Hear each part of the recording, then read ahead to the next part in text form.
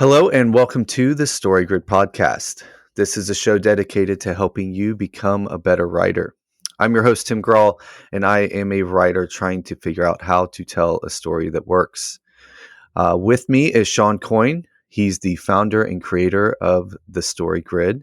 Danielle Kiowski is the chief academic officer, and Leslie Watts is our Story Grid publishing editor in chief. And this week, Leslie's going to be taking the wheel and walking us through narrative device. So, Leslie, I'm going to let you get us started here. Okay, great. So we're going to talk about the narrative device for the pattern that we're using to help you write your next short story, and that's Eyewitness from Ed McBain, which is a great story, and I highly recommend that you grab the anthology that's included in. Um, so just a little bit about narrative device before we dive into the questions. The narrative device is part of our 624 analysis that gives you 6 levels of analysis of a story or scene, and with 24 questions. And it's all about really incorporating the ideas of story as communication, especially when we're down at the narrative device level. So a story is a signal of the controlling idea of the story. That's the message that the writer wants to share with their mass audience. And we deliver that through what we're calling our POP. That's our proposition of possibility. And that constrains or generates the problem space for the story. So at a more practical level, we talk about this in terms of the narrative device and how you're actually delivering the story to your reader. So I want to talk just a little bit about the problem that this helps you solve and why this is important, because we have to decide what scenes, what tropes, what beats, what sentences, what words to include in a story. So we might say, if we were being a smart aleck, we might say, well, just put in what's relevant. Well, how do I tell what's relevant? Now, genre gives you the first big level of what's relevant. But if we only use that, then we're not then all of genre stories would be really similar. So there are genre conventions and obligatory moments, and those are absolutely necessary in your story, but they're not sufficient to tell what we call a coherent story, one that is delivering your message in a way that the reader receives in an implicit way. So the cool thing about this, the narrative device, is you get a very specific target, a very specific relevance filter. And everything within our 624 analysis builds on another. So we talked about the POP last time. We originally called it the what if, and then gained some great refinement, which I'm really excited about. And the POP is what leads right into narrative device. So just to go over our POP, that's our proposition of possibility. And for this story, it's when corruption is endemic in the police department, is being a witness worse than being a victim. So that's where we're going to start. And then that takes us into our narrative device, which is the author who is telling the story to a single audience member to help them solve a problem. And so what this is like, it's like, imagine that the author and the single audience member, are sitting in a coffee shop having coffee, and Sam says, author, I've got a problem. And then the author spins out a story that illuminates the problem. They don't give them advice and say, oh, this is what you should do, Sam. They say, let me tell you this story. And the thing I want to say about that is that focusing on Sam and focusing on Sam's problem is going to solve so many problems. I won't go into all of them here. Um, I could talk your ear off about them, but it's really focusing on Sam, because the mass audience that you want to talk to gives you no relevance filter, really. Okay, so we're going to get to this practical level, and I'm going to bring Tim in and have you identify in this story in Eyewitness, when you were doing the analysis, who did you identify as the author? I identified it as a seasoned detective. I felt like you could see this in the Valence language. He referred to people as taxpayers. That was kind of the first one that tipped me off. And so the way that the story was told, it felt like a seasoned detective who had a lot of experience was telling the story. Yeah, yeah, I think that is perfect, because we're looking at we want to figure out who the author is, we're looking at the context of the story and trying to figure out like who has access to that kind of information, and would share things in the way that they're shared in the story. So if we think about the detective, we want to kind of get a little bit more generalized. Can you think of a role that the detective is playing in their relationship with their single audience member? Well, if I go up to like the blue level where I'm thinking through, um, the archetypes that show up in Heroic Journey 2.0, the first one that comes to mind is a mentor. Yeah, yeah, absolutely. He's serving as a mentor to someone, right? We haven't gotten to Sam yet, the single audience member, and we'll do that. So the mentor is always a good place to start for this relationship, um, sort of by definition, because the author is trying to help Sam with a problem, they are mentoring, right? And one of the things that we discovered in looking at this particular story is that what it feels like, we can get a little bit more specific and say this is actually a threshold guardian. And part of why we think that is that the story is really about presenting the lay of the land, right? Is somebody, like you said, a seasoned detective, somebody with experience who is, who's showing more than telling about this context and about the specific problem. So that's just a way to get a little bit more specific. So Yeah. Sean or Danielle, do you have anything that you want to add to this about talking about the author and this role that they're playing? So the thought that I had is just I want to talk a little bit about why we go up to these more abstract levels, because I think it's really important that we do, and it's important in order to execute that abstraction correctly, to understand why we're doing it. So the ultimate goal here is for you, Tim, to write an iteration of this story. And the iteration of the story doesn't necessarily need to take place in a 1950s urban police station. And so what we want to do is strip away as much as we can from the detail of the particular context or the particular manifestation of the way that these roles play out, so that we can get down to the energetic essence of what's going on. And what that's going to allow you to do is have a lot more free reign in determining what your story is actually going to look like. So we want to take it up to an abstract level and get to the archetypes to show which kind of roles are at the heart of this. So if you are starting out using this analysis and it's hard to abstract, or you don't know exactly what the categories are, you can stay kind of close to the bottom and you can iterate in a more green space where you're writing a very close copy of the story. And this is going to give you experience, and it's going to give you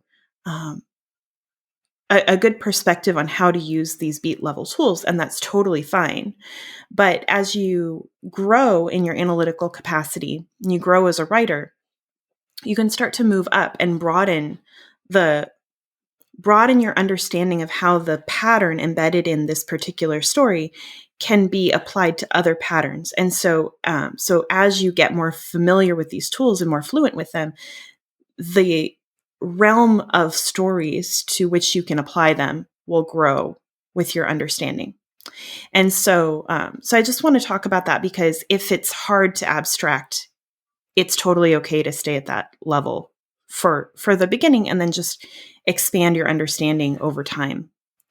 Well, and if we're using the, because right now we're using these tools to evaluate a masterwork, to create a framework or something for me to write my own scene.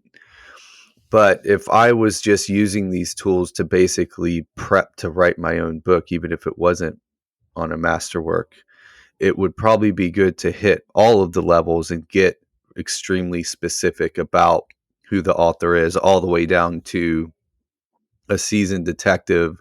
I do this when I think about from a marketing standpoint, trying to get like the ideal reader for my book, right? And I always tell people to get really, really specific. I want to know how many kids they are, what gender they are, how old they are, where they live, how often they shop, how many books they read. And so in this case, if I was wanting to write a story based specifically on these things, I would probably even get more specific about how old is this detective? How long has he been a detective? Why isn't he moved up in the ranks? Get really, really specific so I know who's telling the story. Is that how, when I get over to me doing, like filling this out for what I'm going to write, would you want me to get that specific? Yes, and all of the other levels of abstraction too. So you should get really specific, but that doesn't absolve you from knowing that he's functioning as a threshold guardian at that point too.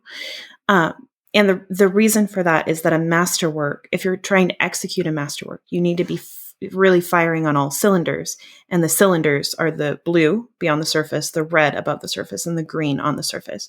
So getting super, super specific is blowing out that green level, but you don't want to get unbalanced. So you also need to know, what does it mean for this person to function as a threshold guardian? And what does it mean for them to have whatever red level? We haven't talked about that yet, but what does that look like at all levels? And when you talk about specificity, it gravitates more toward green, but specificity can happen at any level. I think the way we think about specifics, we tend to gravitate toward green because it's concrete details. But we really need to flesh out and understand each of these three levels so that we can execute the three Trinity planes of perception when we're writing on the page. And so, as Leslie was talking about, the 624, each layer builds on the last. So when we think about genre, and this is the body of work that's in StoryGrid already, is about understanding genre at all three levels, understanding what are the universal patterns of that genre, understanding what the avatars go through, the kind of frames that they need to break, the kind of information processing systems that they have in those kind of genres, and then the actual on-the-page execution in the conventions and obligatory moments of the genre. So you need to have a really solid grasp of all three Trinity planes of perception at those upper levels. And in the pop, we've started formalizing that as well. Moving down to the narrative device now, you need to have a really robust understanding of all three Trinity planes of perception, and that robustness is going to flow down through the levels so that once you get it on the page, you are able to execute all three levels. As you were talking and I was thinking through these different levels and then thinking through the abstract of the mentor or the threshold guardian, why would this be? So the way I understand a mentor is that a mentor, honestly, I don't know what definition I would give to a mentor versus a threshold guardian. Because when you started using both of those, I'm like, well, what's the difference? Like, what's the difference? What role are they playing? And why does why is it a threshold guardian over a mentor, and how is that going to affect the story? Well, let me address, because I love the blue. I live in the blue. So let me address the difference between a mentor and a threshold guardian. So a mentor is more of a sort of transformational figure that is an enabler or disabler of transformation in the protagonist.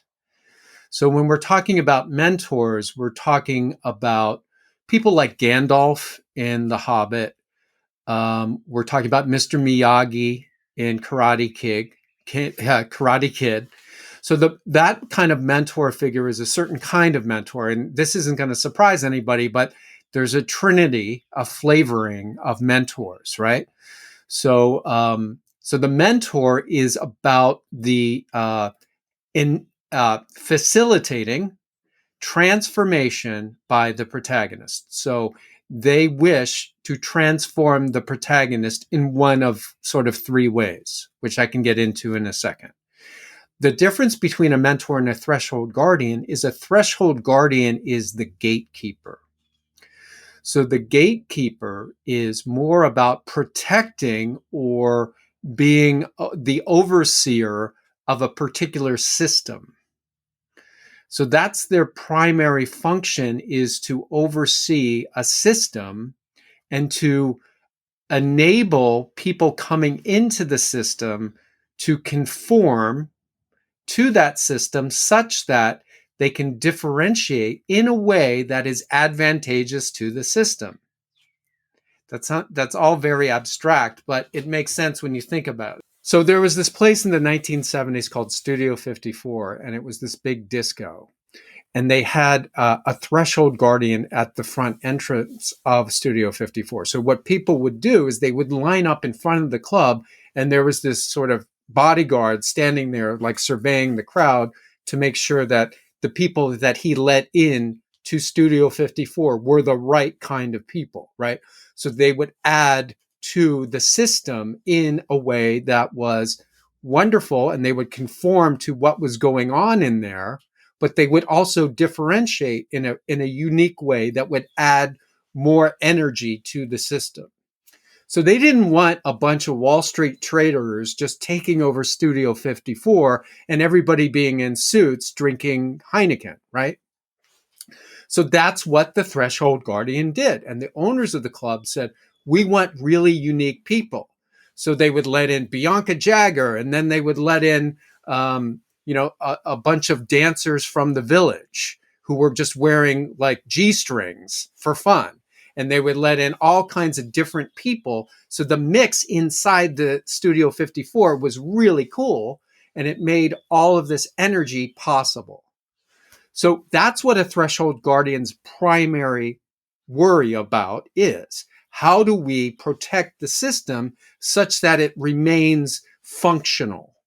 So the person who's outside of the gates and has the potential of going into the system, and the bouncer is about to let him in, the bouncer usually says something like, hey, behave yourself in there, or have a lot of fun, but don't go up into the balcony, or whatever it is, right?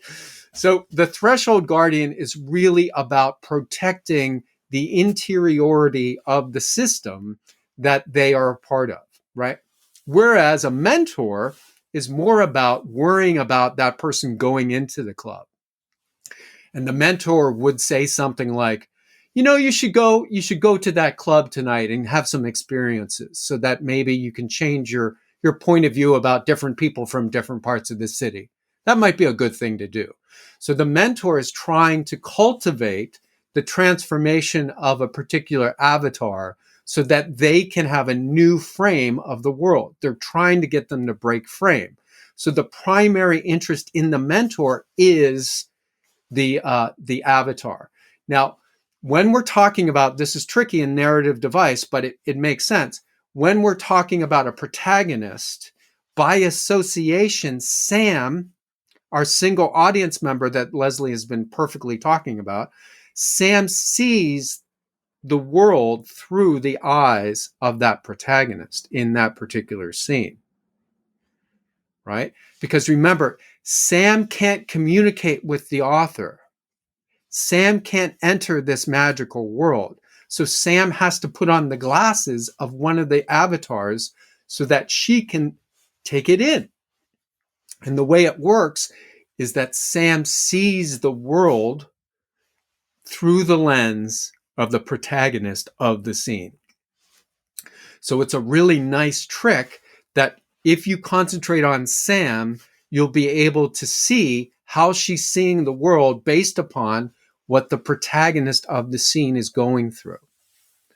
So this is one of the reasons, this is how you can figure out who the author is and who Sam is. So the difference in the threshold guardian and the mentor is exactly where they're putting their primary attention. The mentor cares about the development and transformation of the avatar, whereas the threshold guardian cares about keeping things in balance in the entire system such that it doesn't go out of whack. So the reason why we're saying that the author here is a threshold guardian and not a mentor is that it appears to us that Capelli, I think his name is the narrator, he is a detective and he's trying to give some advice to facilitate some understanding in Sam by telling Sam about the way things work inside this world, as opposed to trying to get Sam to transform into a different kind of worldview. He's trying to get them to integrate to conform into the system, and also to differentiate as one who holds justice in a very high regard. So it's a very tricky thing that's going on here that's brilliantly realized in this story. Do you have any more questions about the differences between the archetype of mentor versus the archetype of threshold guardian? Yeah, one is specific to the scene and one isn't. So it almost sounds like the threshold guardian. So let me try to repeat this. So the threshold guardian cares about protecting the system. The mentor cares about the avatar self-actualizing, or the person, in this case, the Sam.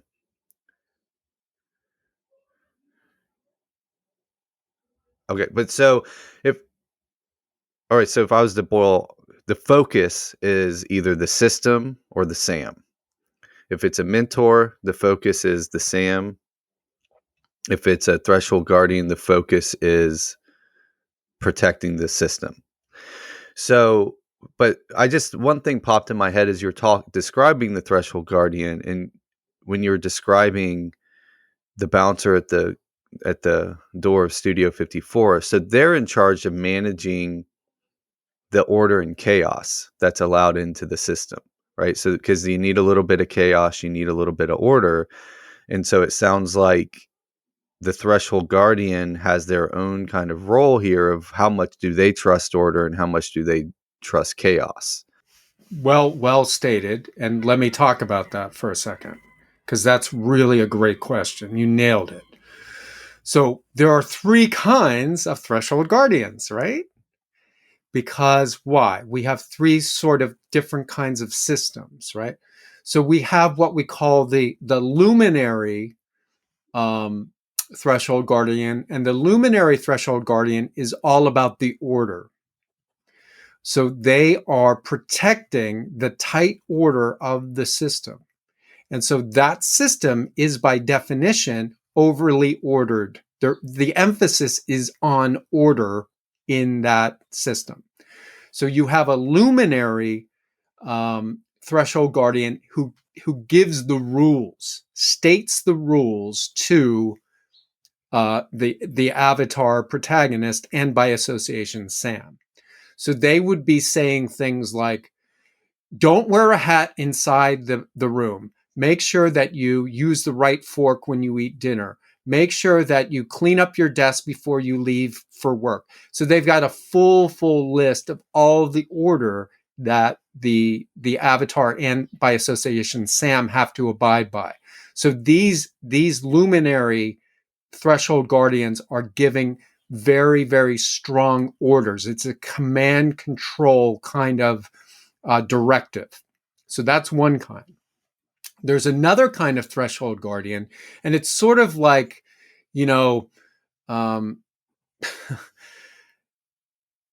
they are shadow threshold guardians. And shadow threshold guardians, they're really about making sure that there's lots of chaos in the system. So there is this feeling like in the 1960s in transformational moments in the advertising business, for example. And there was so much command control in advertising in the 1950s that in the 1960s, there was a sort of like a pendulum swing. And people in advertising stopped wearing suits and they started wearing paisley shirts and getting high at work and drinking too much. And it was always about, let's just chill out and the beautiful idea of this advertising campaign will come to us.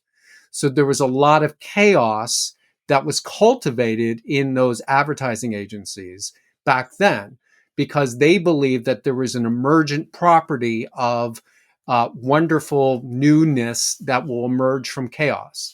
And to a certain degree, there is. But they would overemphasize that. So the shadow luminary, the shadow threshold guardian will be telling the avatar and by association Sam, hey, when you get in there, do whatever you want, man, whatever feels good, right? So they're basically saying there are no rules here. You just be yourself and do your thing. And so that's another kind of threshold guardian. The third kind is a complex sovereign threshold guardian. And what the sovereign threshold guardian does is they give the full picture. It's a little chaotic in here because you never know what the lieutenant's going to say. However, you do have to get your reports in by 5 o'clock. So they're explaining both order and chaos in the system to the avatar and to, by association, Sam. So the sovereign threshold guardian is more of an enabler to get the avatar or Sam to understand how to navigate the system, whereas the luminary threshold guardians are trying to command and control, and the other one is to just open up the chaos within that avatar so that they become part of this chaotic potentiality soup, and they will be able to somehow emerge newness and brand new novelty from that chaos. So if you had to describe this particular threshold guardian in this story, what kind of threshold guardian would Capelli be in this story, do you think? Is he luminary? Is he sovereign? Or is he shadow? Well, he's definitely not shadow because he obviously highly respects the order that is in the system. But the fact that he's choosing to tell, because I'm thinking through, I mean, we're still on the first of the three questions in the narrative device. Who's the author? And so I think all of this starts to play in. But the Sam, the single audience member, came with a problem. And Capelli has been a detective for a very long time. So he could tell one of many, many, many stories. So he chose a story that has some chaos in it, which is, the chaos of the lieutenant is the person that committed this crime.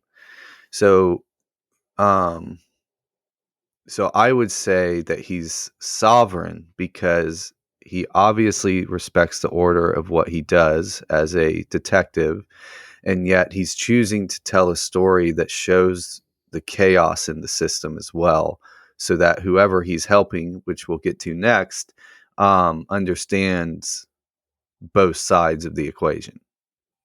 Very good. Leslie, I'll let you take over now. Yes. So that's wonderful. I think that the only other thing we want to be thinking about in the context of the author is what I call the as if. So this is like, what is it like? What is this? So we have this sovereign threshold guardian who's an old detective, and he's telling the story as if is he telling it at the bar over drinks? Is he telling it, are they having coffee in the morning? In what context do you think this might be happening, that we can get just a little bit more specific about the way that he would be delivering this? I feel like it's an off the books conversation. So I don't feel like it's in any kind of this isn't in an interview process. This isn't in a any kind of formal arrangement is the way I get this. Again, because he's telling a story that casts his department in a bad light, it doesn't feel like anything he would want to go on the record with, right? Because this isn't a flattering tale. So this feels more like, I don't know if it would be a coffee shop, but I don't think that particularly matters, but it feels more like they're meeting up to have a conversation where he can kind of shoot straight with him before the Sam actually gets involved in being a detective or something like that. So it feels I think that's the context is, so it could be at a coffee shop. It could be they just, meet somewhere to go for a walk in a quiet place where nobody's going to overhear them. But it's like, hey, and before let me shoot straight with you here about what you're about to get involved in. I'm trying to think through, right. I have a slightly different take on it, and I'm trying to think about where that, well, let me just say what my take is and then we can play with it. So to me, it feels like a report because it's just the facts, right? There's some additional story stuff in that's more than what you would have in a report specifically, but why it feels like a report to me is based on where it's cut, like where the author starts. The author starts when he sees Struthers, and it ends when Struthers walks out the door. And so I'm thinking about, why would he cut it that way? Oh, because this is what I observed, right? So I think that's why I'm thinking about it that way. And that when, again, it's just the facts, there aren't a lot of details. We don't get we don't get a lot of the details about the place and the situation. And, I'm there and I see this guy and that. So does that make sense, or does that? Well, I mean, maybe this is worth going into the next question, because then my question is, well, a report to who? Right? That's what I need to know. I feel like, who's he giving this report to? Okay. Yeah. So let's move down into the single audience member. And we can kind of circle back to this, because I think that's a great question. So if we're talking about the single audience member, this is the person to whom the author is speaking and telling this story. So who have you identified from the context? I originally put, when I first did all of this, I originally put a younger, less experienced detective. And when we were prepping when I was prepping for this particular week, I was like, well, maybe let me revisit this, because last week I was wrong about who the protagonist was. And so, thinking through, well, the protagonist in this particular story is Mr. Struthers, the witness. Um, would that make my single audience member different? And then even thinking of it as writing a report, that starts to make me feel like, I think what I struggle with the report is why he's telling this story. Like, is he trying? If I lock myself into, okay, it's a report. Okay, well, why would he give this particular report? Is it like to internal affairs or whatever the equivalent is in this day and age, of exactly what happened, and so he can back away slowly, having given just the facts? Um, because there's a reason he's telling the story that's more about the witness than himself, and there's a reason, if it's a report, that he would basically write this down, because that's dangerous. So so originally I was thinking, okay, this is like a younger, less experienced detective, maybe somebody just coming into the department, and he's wanting to give him a lay of the land.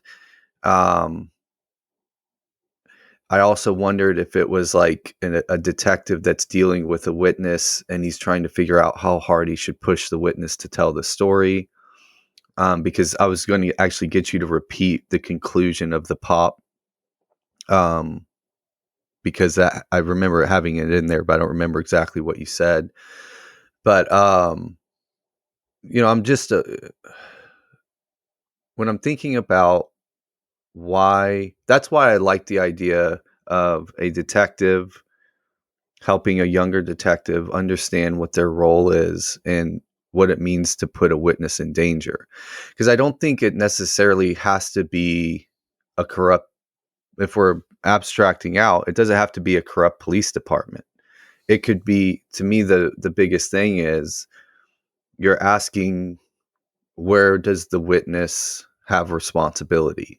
When is it worth the witness risking themselves, for justice? And to me, that's a really good conversation to have with a newer detective that just wants to solve cases. So I don't know. I've kind of tied myself up again, I think. Oh, well, I'm hearing really good stuff. So let's start with the pop. So the pop is when corruption is endemic in the police department, or we could even say in the context when corruption is endemic, is being a witness worse than being a victim. So that's our pop. And so when we've got this sovereign threshold guardian as an old detective, or at least let's say experienced. He doesn't necessarily need to be old. And he's in this role of threshold guardian, of trying to show, he's trying to maintain order and chaos in the system, right? So, and his goal is also to enable Sam by telling this story. So we have the operative, because Sam is in the same position as the protagonist, but that doesn't always mean that it's an on the surface kind of position. Like, I would say here that the operative aspect of Struthers as protagonist is that he is a witness. He has witnessed injustice. And that's the piece that we're really getting at, because it's like, it is, as you say, it's like this, where's my responsibility if I witness something, if I witness injustice, if it's going to get me in trouble, if it's going to get me killed, right? So it pops that a survival risk into the question about justice and injustice. And so it can be someone with information, whether they are a police officer or a member of the public who pays their taxes. So if we're looking at it, the things that I was thinking about in terms of a report is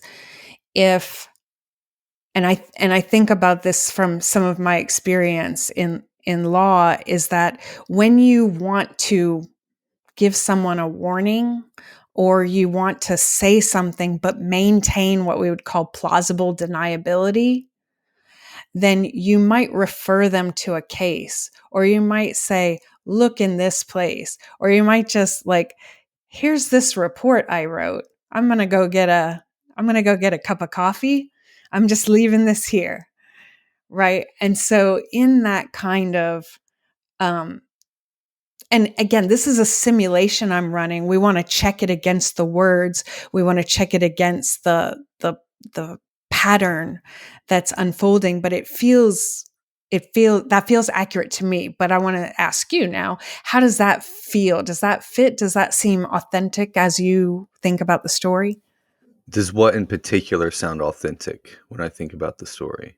The idea that this could be a report that someone, that the seasoned detective leaves for the young detective or the young police officer to kind of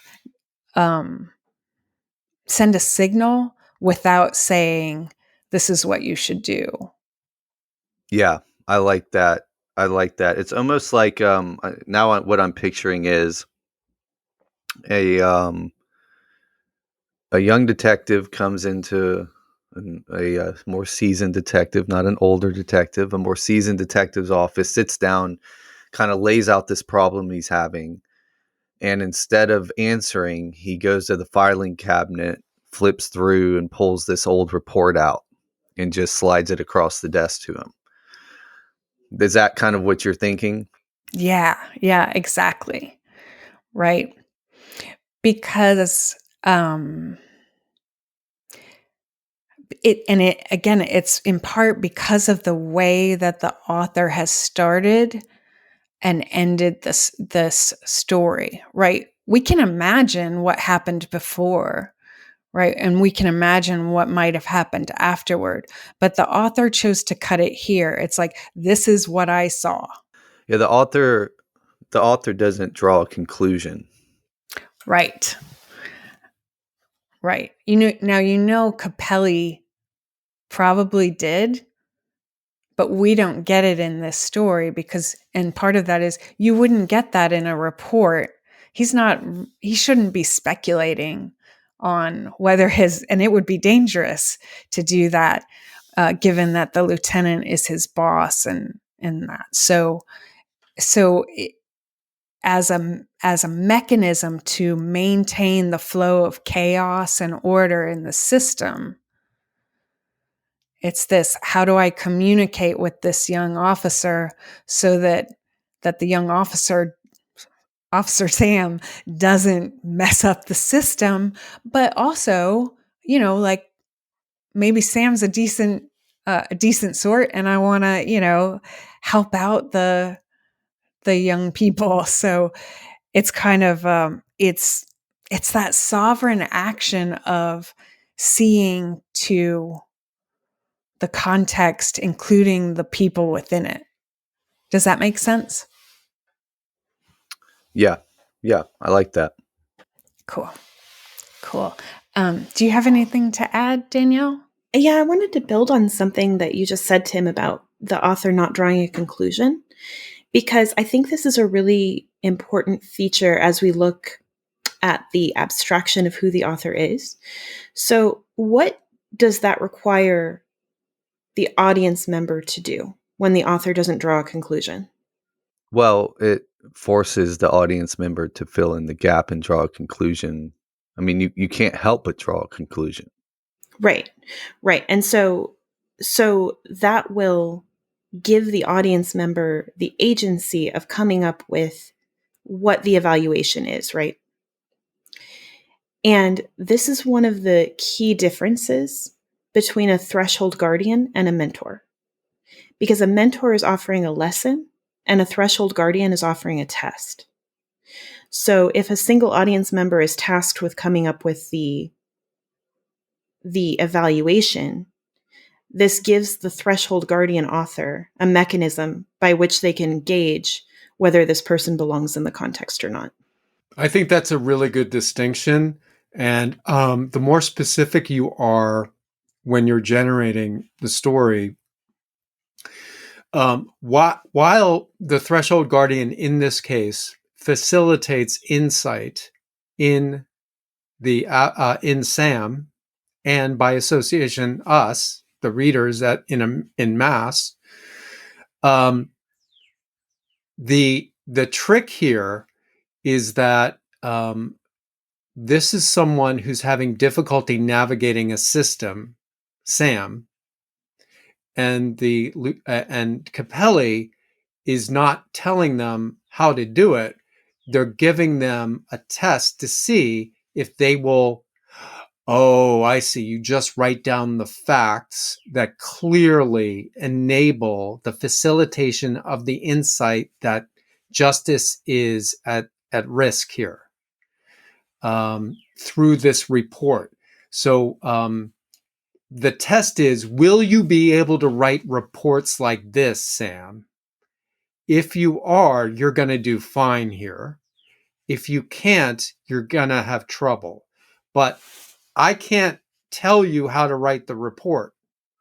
I can show you how I write the report, but it's now up to you, sir or madam, to write your reports in the future such that they conform to this way we keep things balanced here, so that witnesses don't become victims.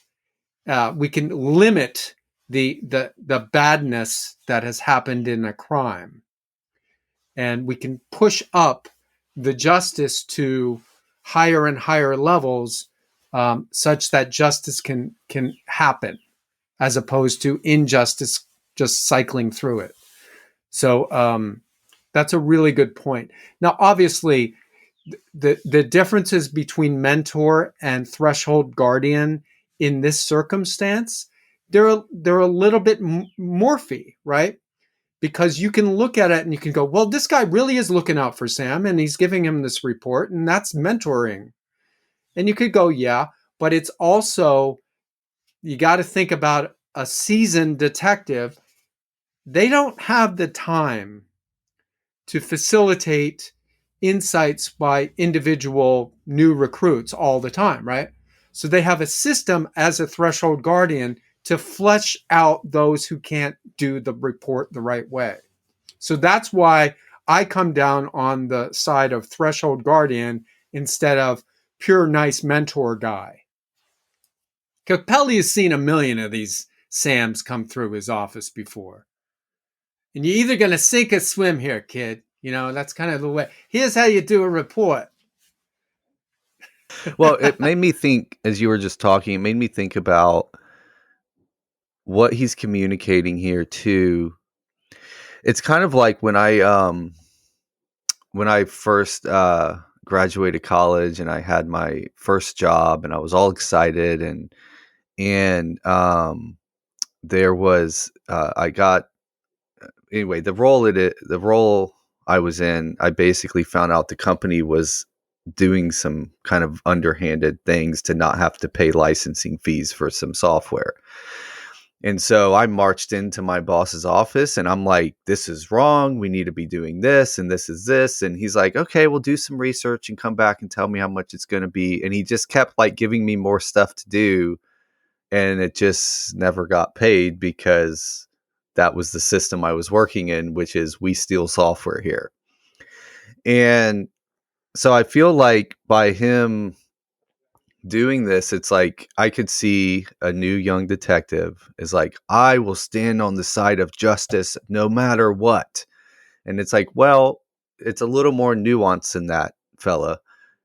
So by telling this particular story or giving him this particular story, it's showing, there's some nuance here, right? So the Capelli did not say this was wrong, what happened to this person, because then he would be flushed out of the system.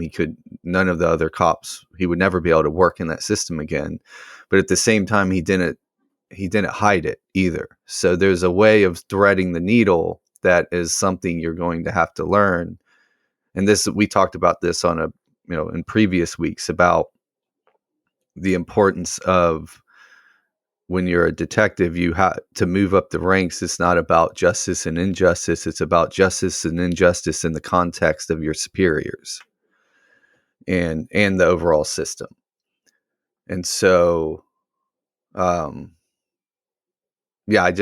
was what came to mind, was that when I was like, this is unjust, me marching into my boss's office, where like now I would, handle it completely different and understanding a more nuanced way of probably getting what I want, instead of just like, this is wrong. Everybody understands this is wrong. We have to do what's right.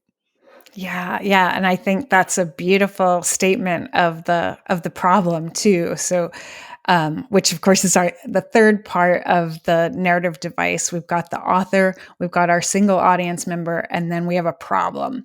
So the problem drops down from the proposition of possibility that created the problem space, and so Sam's problem is related to that.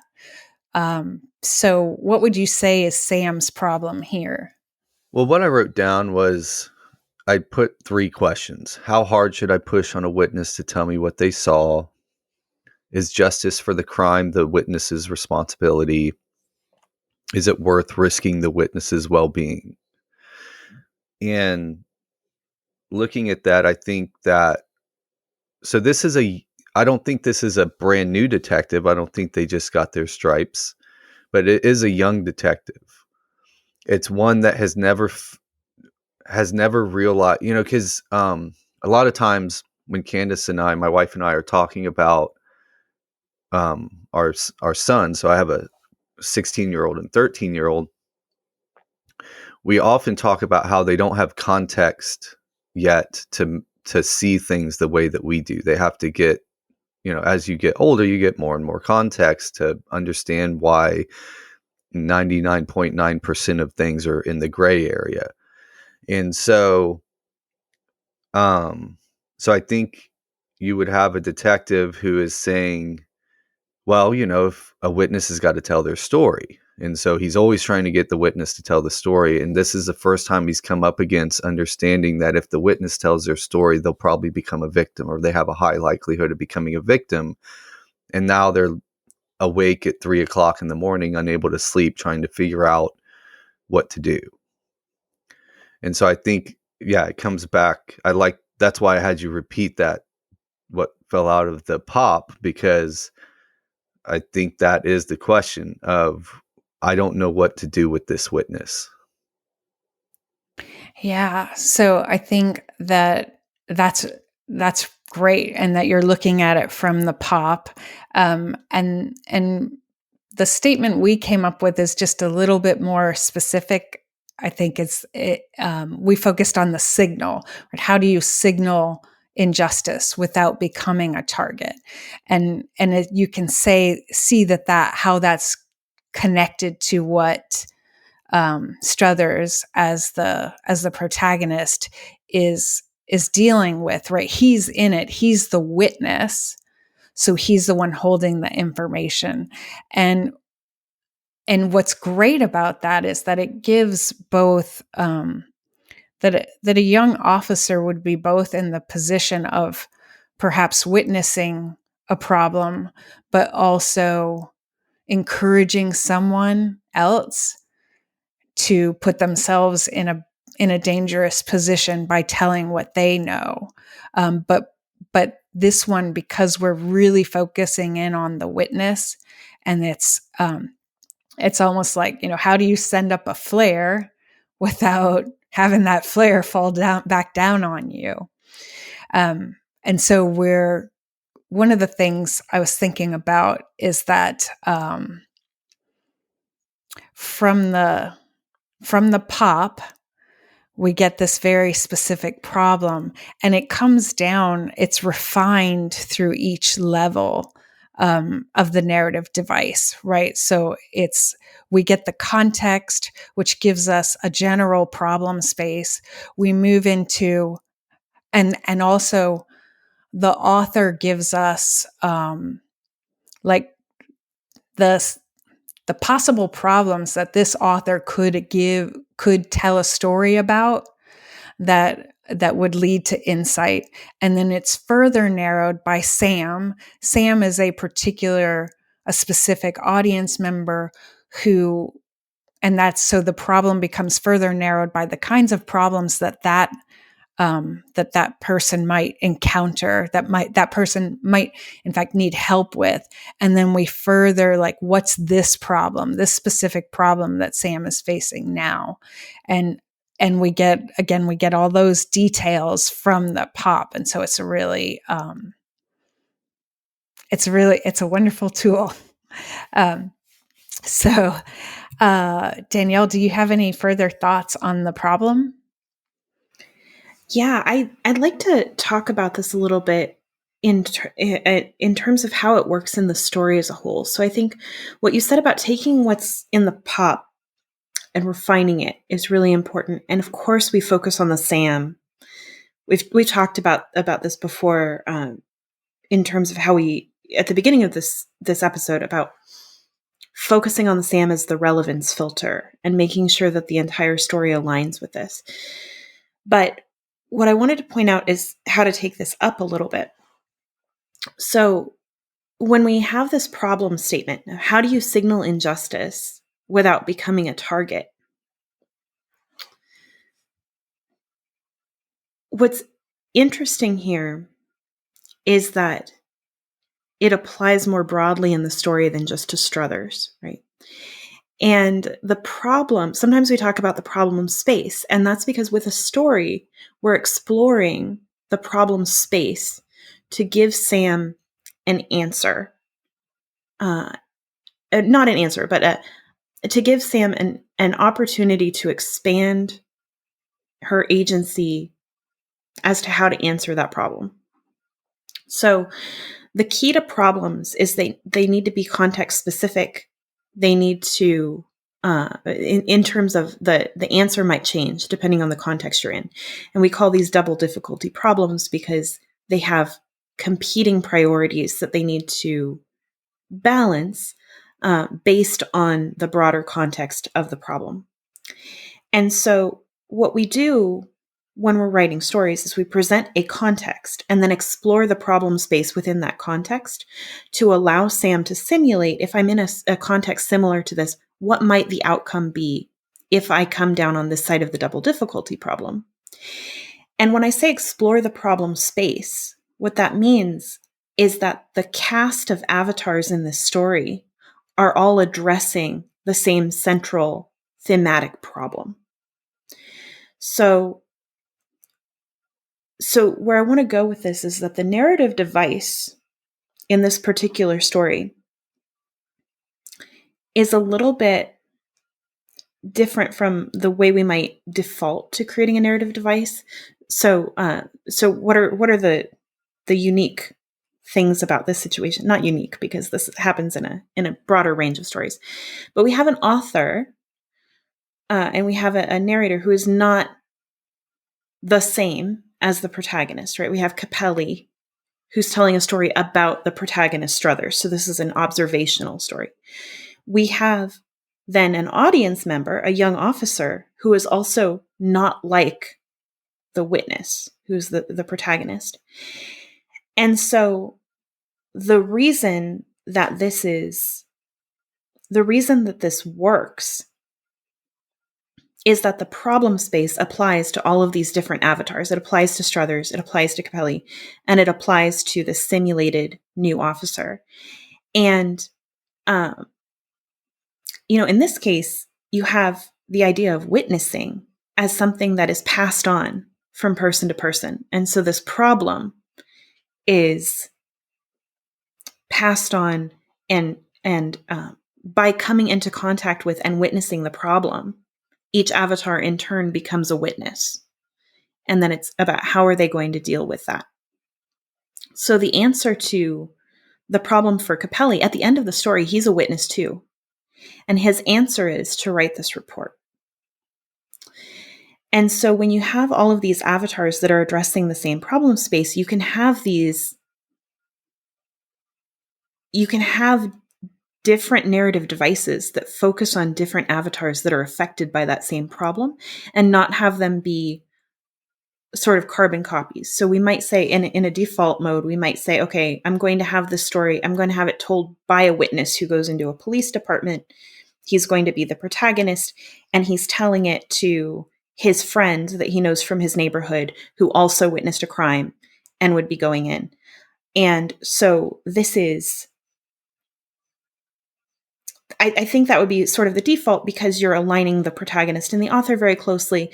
Then you have the audience member as a younger version of the author, and you have them sharing this problem. And it would be feasible to tell the story in that way, but you can get this more, this different lens, this different look at it, which then speaks to the way that the problem is endemic in the system in a way that the other sort of more default telling would not. And what that does for you is it allows you as the writer, you can think about, well, what kind of markets am I looking to address, right? Ed McBain was writing for people who liked crime fiction. And so they're used to seeing police procedurals and things like that. So he's innovating within the police procedural by presenting this story that's really about the witness and about what the witness is experiencing versus what the police officer is experiencing as a procedural matter. It's about the police officer or the detective as witness. And so it's this beautiful twist on it that's enabled by the problem space. So if you can think about the problem primarily through Sam, but then also think about, what's the cast of avatars, and like, how are they dealing with that problem in their own way? You can start to expand your understanding of the problem and apply it to the story in those unique and innovative ways. Yeah, it threw me a little bit that our single audience member was so different from the protagonist. That's why when I went back through the narrative device questions, I was questioning, like, okay, I originally wrote down a younger, less experienced detective, but that was when I thought the protagonist was a detective. But then I'm like, well, it doesn't make sense that they would be telling the story to a witness. This is like the last thing you would want to tell a witness, right? And so yeah, that did throw me, but then thinking about it from the perspective you just talked about was really helpful to understand why why the protagonist and the Sam can be very different, because it's the problem space that we're really focused on. The witnessing function itself is very much aligned with attention and consciousness itself. So when Danielle was saying that this is a multi-dimensional problem space, she wasn't kidding, because Capelli, let's just start at the bottom. Like, we talk about our green, our red, and our blue zones. So the green is what's happening on the surface in a story. So the witness on the surface is Struthers. He's witnessed a crime and he's come in to report the crime. Okay, cool. Now, what about the red? Now we have an observer of the witness. So we have a witness of the witness in the eyes of Capelli. So Capelli is sort of processing the information coming from the witness Struthers. So Capelli is now acting in the red zone, and he's facing the same problem as Struthers. How is he going to be able to signal injustice up the chain of command, pass on the witness function to someone else, so that there's a possibility of justice without propagating more injustice? He doesn't want Struthers to get hurt or to have his family hurt. And Capelli certainly doesn't want to get hurt or have his family hurt.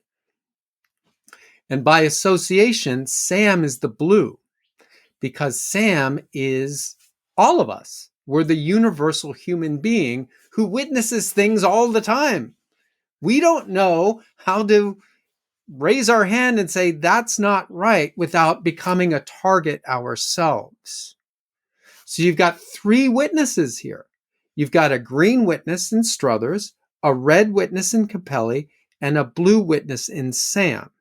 And guess what that does? Those all three align on the problem space, which is, how do I signal injustice without becoming a target, such that this story becomes a universal pattern. This is a pattern everyone has to face all the time. And it's this nice little story in a collection of stories written by somebody in the 1950s. And it's so well done that it aligns all three of those, and then it becomes a masterwork story that we can all learn. So witnessing as a functionality means that you are changing an interaction. You're changing the world when you witness it. And how you pass on the second and third and fourth order effects of that witnessing, you have to take responsibility for. And so it's very difficult. Do you put yourself and your family at risk by coming forward? Or do you allow, and if you do that, then you can pass on more injustice. You just witnessed it. You had nothing to do with the crime, and you could end up getting hurt. That's not cool. So this is a very, very tricky problem. Talk about a double difficulty problem, right? This is a best bad choice. If I do this, this bad thing can happen. If I don't do this, this other bad thing can happen. Which of the bad do I choose? This is not a single answer solution space. This is context dependent. And in this case, this is a solution to that problem where Capelli goes, here's how you do it. You pass on the witness function up above.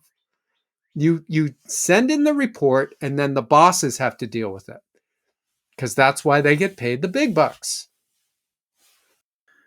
Okay, so we've gone through now the three parts of the narrative device: the author, the single audience member, and the problem.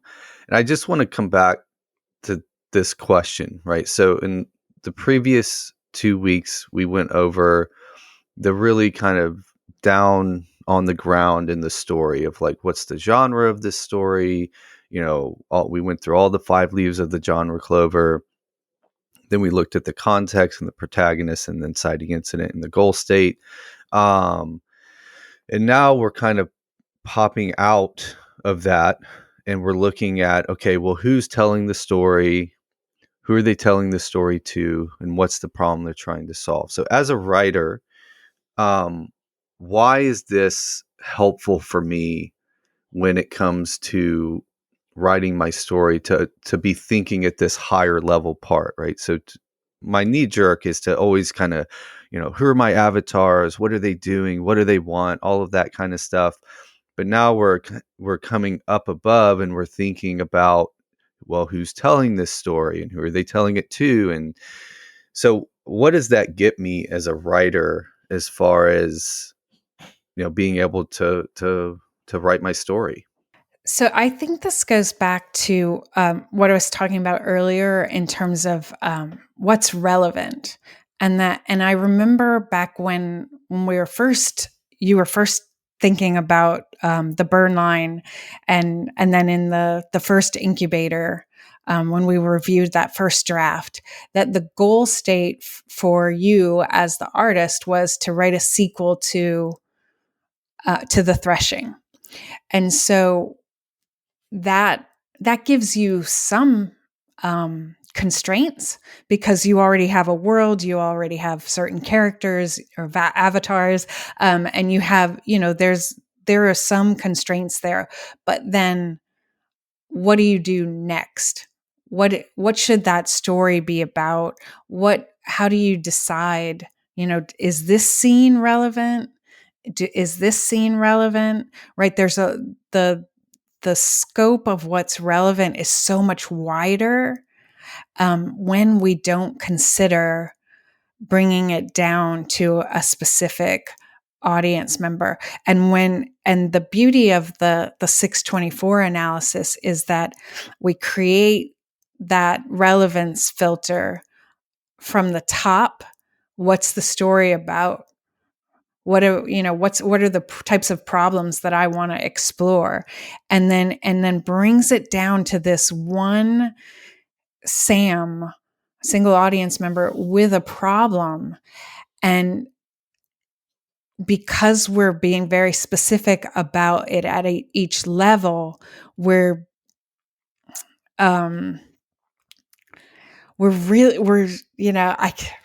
it's specific, right? And what is it specific to? It's specific to this one person, so that I can look at, should I describe the context in great detail?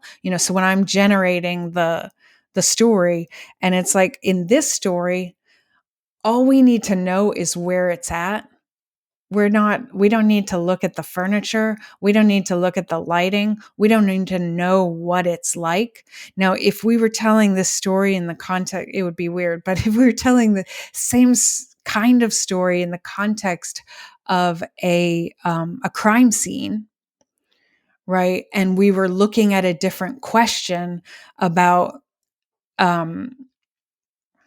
I don't know what, but if we were, you take it out of that context, you take it out of this Sam who's trying to figure out how to raise the alarm without getting hurt, then that it loosens up those constraints, and you can't, it's fuzzier and vaguer, and you don't know what kind of valence to give the language and all of that. So at every level, this is helping you determine how to make the decisions that you need to make to write the story.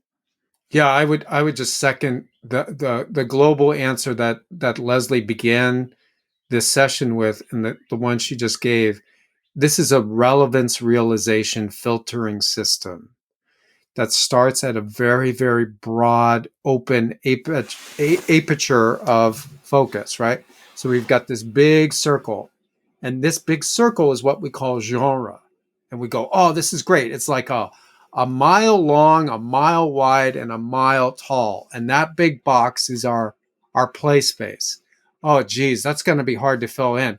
Can we constrain it a little bit more? And then we get it down to 100 yards by 100 yards by 100 yards with our pop, right? Because it takes that big concept of crime story down to, a really tight proposition, a possibility premise, right? So our pop premise focuses in, and it becomes a strange attractor to a big mass of Sams. And that big mass of Sams is called a crime story group of people who love crime stories, which is just so amorphous, we can't really do much with that. And then we take the pop and then we swing it on down to the narrative device, which is what we talked about today.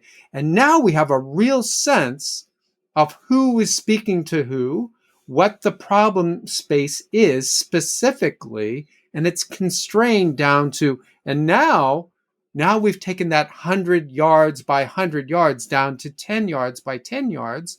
And by the time we get all the way down to the green, we're going to know what to do, because what's relevant is all the irrelevancy is starting to filter away. It's starting to fall away.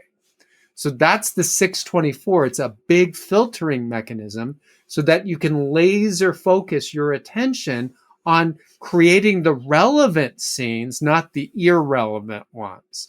And if you're ever in doubt, you just go, wonder what Sam thinks about this scene. Does this have anything to do with Sam's problem? No. Oh, cool. I'm going to get rid of it. Or I'm going to change it so that it does. So just back to what Leslie said, 624 is a filtering system that tells you what's relevant to put on the page and what's not. And you know what that means? You write less garbage that you have to throw away later. So you're not writing 50,000 words and having a net of 5,000 words. Instead, you're writing 10,000 words and having a net of 5,000. So you're reducing your problem space as an author. You're really making it much more efficient and much more functional. You have a functionality that's now built into the system and a tool to bring in the focus. You're able to dial in the tool so that you can get the laser going instead of just spotlight. Well, I hope I get something right here. So I hope it's starting to come into focus. So the blue is your big dials.